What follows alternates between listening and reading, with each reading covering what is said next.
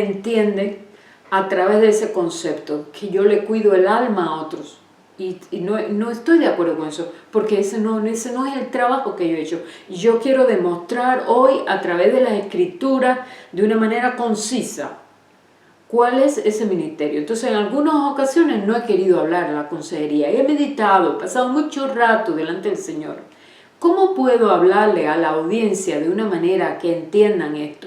Porque entonces se levantan otros y dicen, bueno, la consejería, eso es psicología. Sí, es un tipo de psicólogo cristiano. Miren, no tengo nada de psiquiatras y psicólogos, no tengo nada en contra, ni me voy a meter en esa ciencia.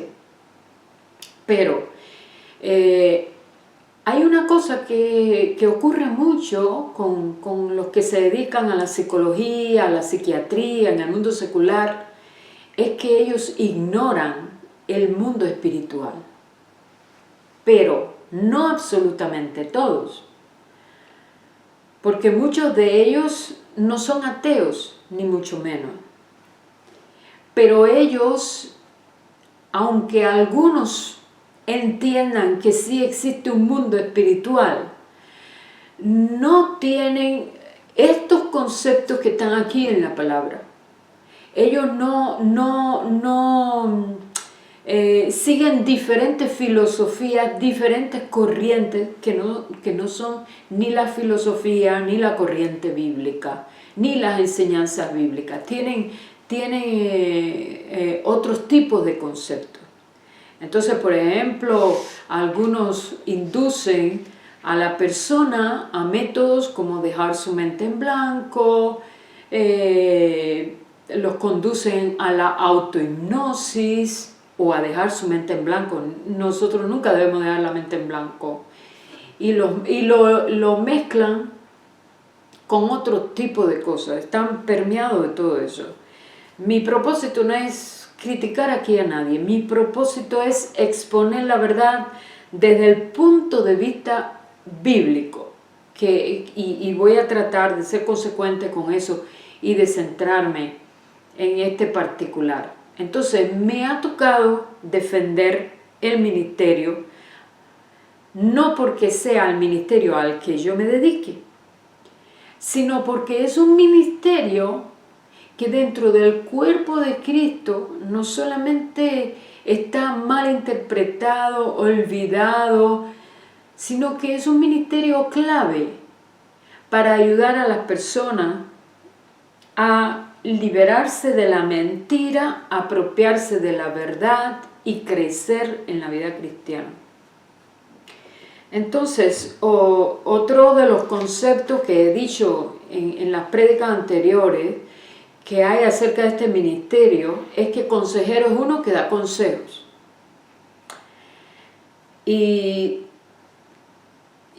Bueno, te pasó eso con tu suegra, bueno, mira, ve y haz esto, y dile esto, tampoco estoy de acuerdo con eso, porque entonces es como que el consejero es un tipo de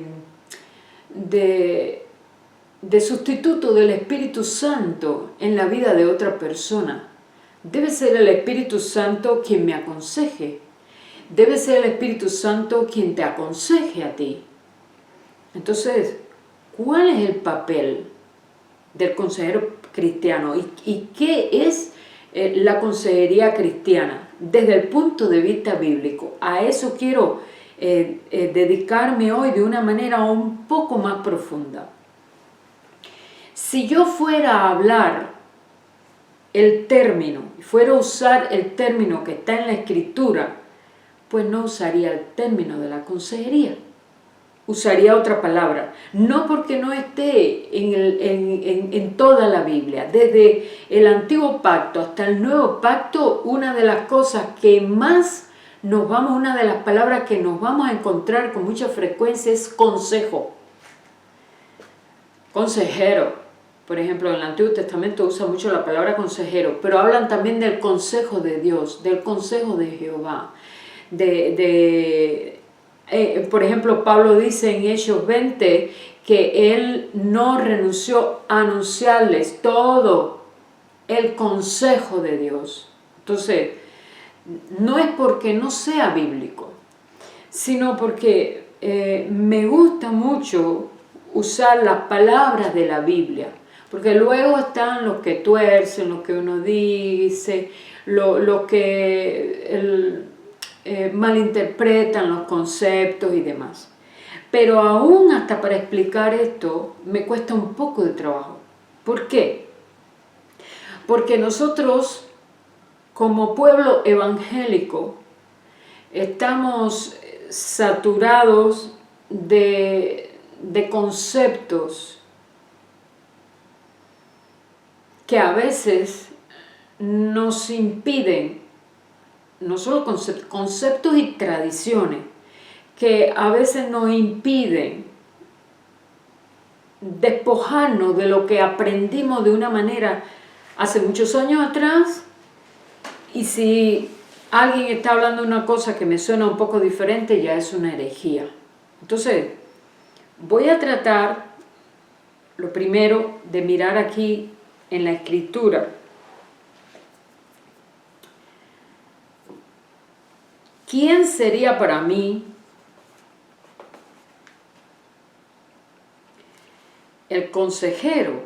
A lo que nosotros llamamos hoy consejero, o el ministerio de la consejería bíblica, aquí en la Biblia. En el Nuevo Pacto, fundamentalmente me voy a centrar en el Nuevo Pacto.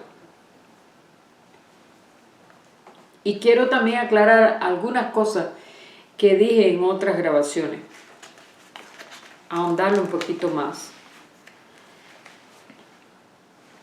Nosotros vemos aquí, si abrimos en Efesios 4, donde se nos habla acerca de la unidad del Espíritu, cómo todos han sido bautizados en un mismo Espíritu.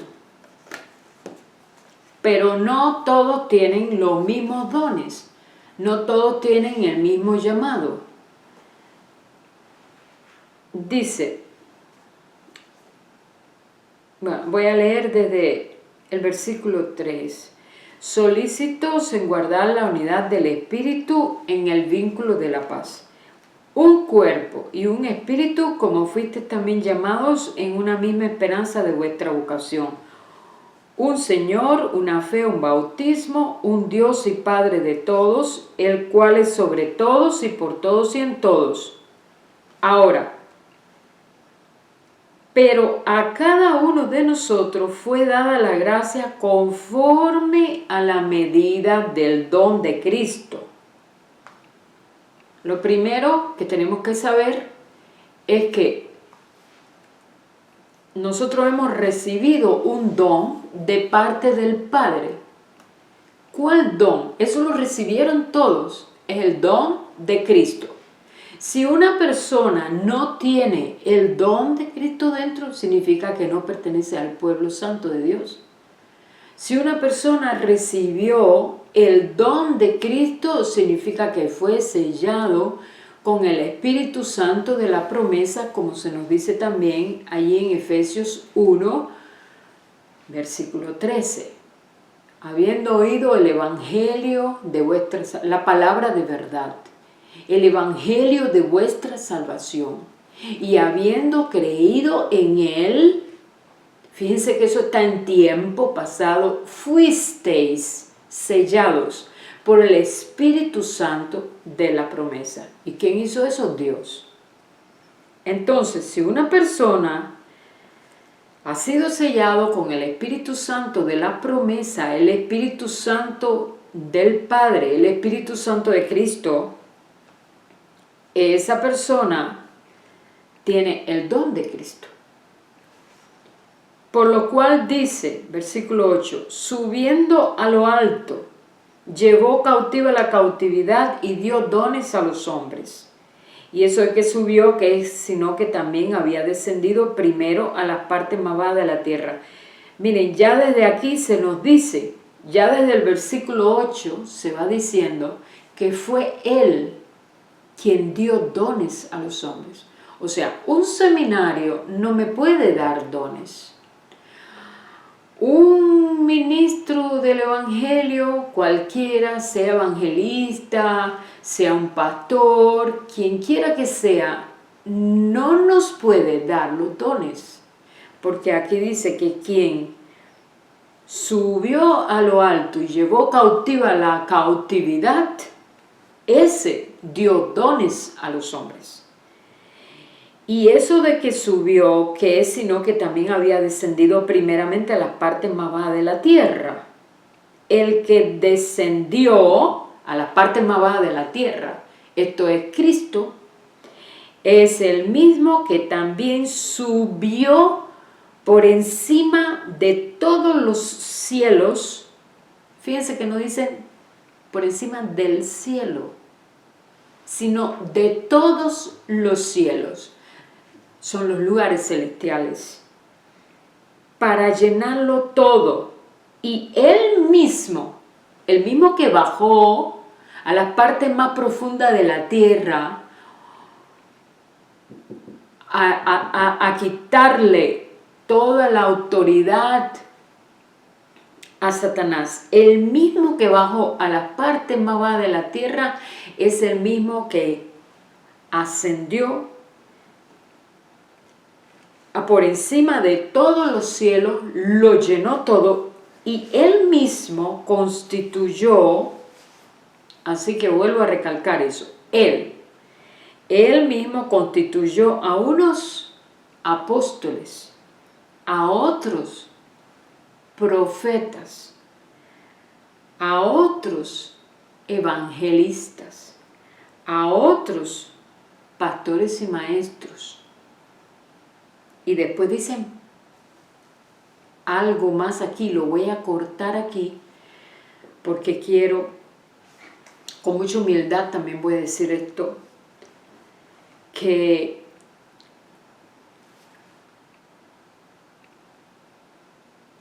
a la hora de leer las Escrituras hace falta la guía del Espíritu Santo, por supuesto. Él es quien nos da revelación, Él es quien nos enseña, Él es nuestro maestro. Y una de las cosas que hace el Espíritu Santo es presta atención a los signos de puntuación. O sea, muchas veces cuando tú estás leyendo atentamente las Escrituras,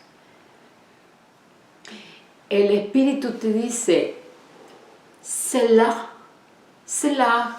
Una palabra del Antiguo Testamento, que lo vamos a ver mucho en los Salmos. A veces usted está leyendo un Salmo y se encuentra Selah, Selah.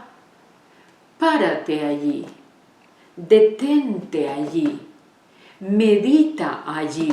Entonces, cuando nosotros estamos leyendo la Escritura, una de las cosas que debemos hacer para no malinterpretar es que tenemos que tener en cuenta montones de cosas. O sea, algunos dicen, no, la letra mata, y no saben ni lo que, descontextualizan esa porción de la Escritura. Y es como que no tenemos que tener tanto conocimiento de lo que dice la palabra. Pero la verdad es que los eruditos, miren, los mismos judíos, cuando ellos leen el Antiguo Pacto, ellos prestan mucha atención a todos los signos que hay allí. Quien ha estudiado hebreo y sabe hebreo, sabe que cada puntico, cada palito que hay, que tienen sus nombres en el idioma de ellos, tiene un significado. Por eso fue que Jesús dijo a los religiosos de su tiempo, ni una tilde, llevándonos a nuestro lenguaje gramatical, ni una tilde, ni una coma, nada de lo que está allí dejará de cumplirse. Entonces, ¿qué significa? Que a la hora que yo leo la Escritura, yo tengo que observar abundantemente todo, incluyendo el aspecto gramatical.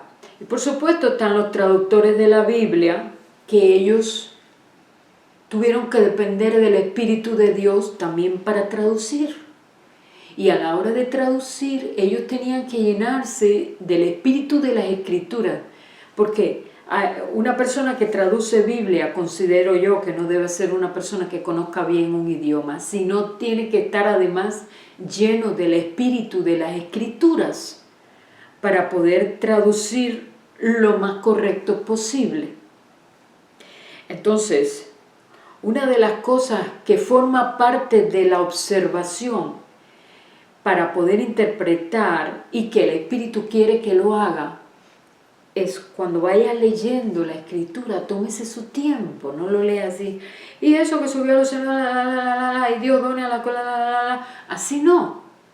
Detente, Selah, detente, presta atención a lo que se va hablando, cómo es que se separa.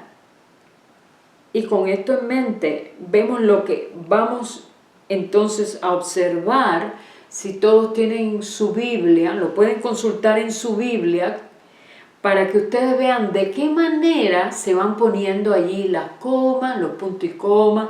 Y si usted sabe un poco de gramática, usted se va a dar cuenta.